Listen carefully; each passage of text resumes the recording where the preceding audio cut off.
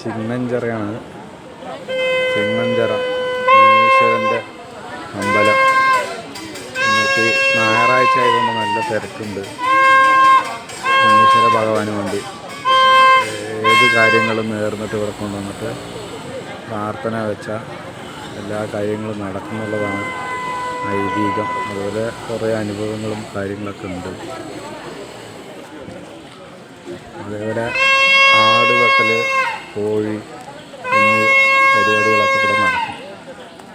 അതുപോലെ ചോറ്, കടച്ചോറൊക്കെ വെച്ചിട്ട് ഇവിടെ എല്ലാവർക്കും വിതരണം ചെയ്യും.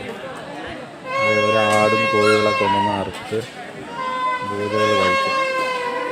ഇത് ഞായറാഴ്ച ആയതുകൊണ്ട് നല്ല തിരക്കുണ്ട്.